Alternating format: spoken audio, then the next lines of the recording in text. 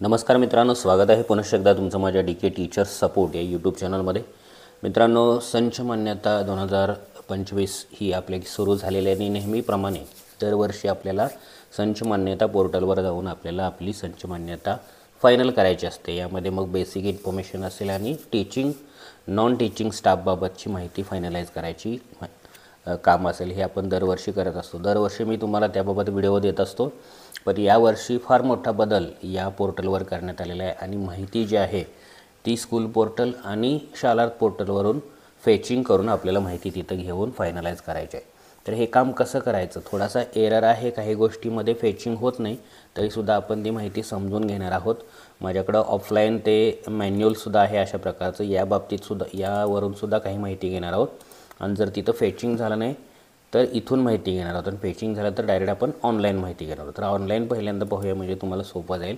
त्यासाठी बघा, आपल्याला जायचं आहे त्या वेबसाईटवर www.education.maharashtra.gov.in या वेबसाईटवर पहिल्यांदा जायचं आहे। इथं गेल्यानंतर बघा, या वरच्या ज्या काळ्या पट्टीमध्ये विभागीय लिंक, जर तुमचं भाषा इंग्रजी असेल तर डिपार्टमेंटल लिंक असा शब्द असेल, तिथं गेल्यानंतर कर्सर नेल्याबरोबर खाली जे सगळे पोर्टल उघडतात, विद्यार्थी पोर्टल, स्कूल पोर्टल, कर्मचारी पोर्टल, यामध्ये खाली इथं बघा संच मान्यता पोर्टल आहे, याच्यावरती क्लिक करायचं। इथं क्लिक केल्यानंतर स्टेप बाय स्टेप व्यवस्थित समजून घ्या, त्यामुळं तुम्हाला लगेच ते लक्षात येईल। इथं गेल्यानंतर आता आपला UDIS नंबर हा आपला काय असणार आहे, ID असणार आहे, तो आपल्याला टाकून घ्यायचा आहे पहिल्यांदा। ओके, कॅप्चा टाकून आपण लॉग इनवर क्लिक करणार। लॉग इन सक्सेस झालेला आहे। आपल्याला हा जो एक मेसेज येतो आहे सन 2024-25च्या संच मान्यतेसाठी एकदा, हा जुना मेसेज आहे, याच्याकडे फार लक्ष द्यायची गरज नाही, याला फक्त ओके करा म्हणजे तो जाईल। आता वरती 3 टॅब दिसते तुम्हाला, होम, बेसिक इन्फॉर्मेशन आणि वर्किंग पोस्ट। आपल्याला बेसिक इन्फॉर्मेशन फायनल करायचं आणि वर्किंग पोस्ट, त्यामध्ये टीचिंग नॉन टीचिंग हा खाली एक वेगळा टॅब येईल। हे दोन्ही टॅब आपल्याला फायनल करायचे। तर पहिल्यांदा बेसिक इन्फॉर्मेशनवर कर्सर नेल्यावर खाली जी टॅब उघडते स्कूल इन्फॉर्मेशन, तिथं जाऊन आपल्याला क्लिक करायचं आहे।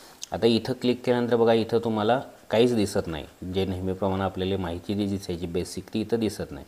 तर इथं तुम्हाला एक बटन दिसतं बघा, गेट स्कूल डाटा, याच्यावरती आपल्याला क्लिक करायचं। याच्यावरती क्लिक केल्यानंतर थोडा वेळ हे फेल आणि डेटा फेच्ड सक्सेसफुली असा मेसेज आलेला, ओके करायचं। ओके केल्यावर तुमची माहिती बघा इथं सगळी दिसायला लागली शाळेची, शाळेचं UDIS नाव, जिल्हा, तालुका, केंद्र, शाळेतला सर्वात छोटा वर्ग, सर्वात मोठा वर्ग, एकूण शिक्षकांची एकूण वर्ग खोल्या आणि मीडियम, ह्या सगळ्या गोष्टी तुम्हाला दिसतील।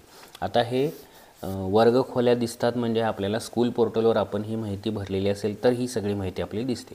तर हे काम आपलं झालं। या काम झाल्याबरोबर आपल्याला आता काय करायचं आहे बघा, इथं गेल्यानंतर हे काम आपलं झालेलं आहे। आता वर्किंग पोस्टमध्ये जायचं। वर्किंग पोस्टच्यावरती कर्सर नेल्याबरोबर, आता कर्सर नेल्यावर खाली आलेली tab working post teaching non टीचिंगवर क्लिक करायचं आहे। इथं क्लिक केल्यानंतर आता बघा, इथंसुद्धा आपल्याला नवीन पद्धतीचे थोडासा इंटरफेस दिसेल।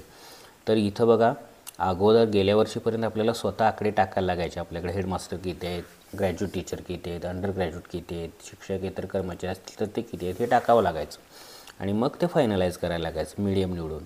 पण इथं आता बदल झाले, इथं आता नवीन बटन आलेलं आहे, गेट शालार्थ डाटा।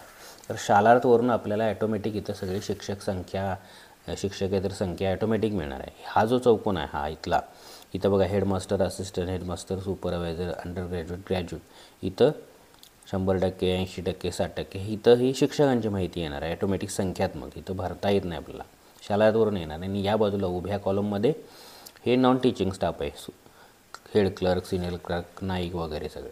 तर आता गेट शाळा डाटावर जेव्हा आपण क्लिक करतो तेव्हा एक एरर येतो। तर आता आपल्याला येतो आहे का बघूया करून।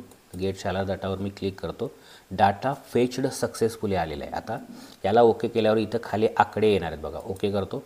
ओके केल्यावर बघू शकता तुम्ही, इथं माझे आकडे आलेले दिसतात। आता माझी शाळा छोटी आहे, त्यामुळे हेडमास्टर कोण नाही, असिस्टंट हेडमास्टर, सुपरवायझर कोण नाही। अंडर ग्रॅज्युएटच्या ठिकाणी इथं बघा 2 संख्या आलेली आहे। इथं माझा जो कर्सर आहे इथं बघू शकता तुम्ही, इथं 2 संख्या आलेली आहे।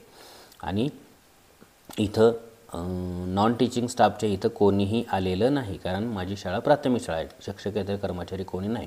खाली बघा, टीचिंग नॉन टीचिंग डिटेल्स, म्हणजे खाली त्या इथं 2 जी संख्या आली, या दोघांची खाली नावंसुद्धा आलेली आहेत, त्या शिक्षकांची ही नावं आलेली आहेत। आता ही नावं, या नावांच्या कॉलममध्ये सगळ्यात शेवटी बघा मीडियम, सिलेक्ट मीडियम, इथं पांढऱ्या चौकोनामध्ये मराठी आता हे मीडियम बरोबर आहे.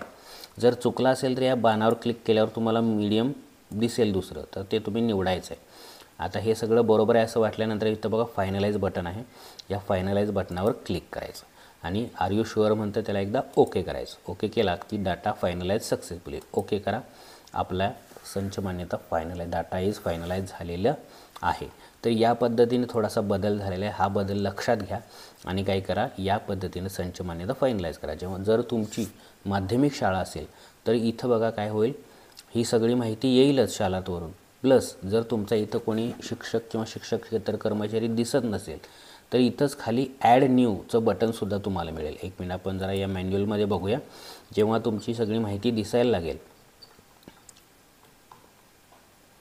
हे बघा तो एकच मिनिट डाटा इथं आता शालातवर क्लिक केल्यानंतर ओके केलं आपण. हे बघा इथं जेव्हा तुम्हाला इथं कोण दिसणार नाही, इथं ॲड, इथं आता तो शब्द थोडासा मोठा करतो त्यामुळे मला दिसत नाही वाचा. ॲड अनॲडेड टीचर इन्फॉर्मेशन अनएबल्ड तर हे शालांतमधून न आलेल्या शिक्षकाची माहिती इथं याच्यावर क्लिक केलात की तुम्हाला असा फॉर्म उघडेल आणि मग ती सगळी माहिती तुम्ही भरून सेव्ह केलात की ते शिक्षकसुद्धा तुमचे दिसायला लागतील. हे फक्त माध्यमिक शाळांसाठी. प्राथमिक शाळांसाठी सगळी माहिती इथं फेच केल्याबरोबर येते. तर ही आहे यावर्षीची संच मान्यता फायनल करण्याची व्यवस्थित प्रोसेस.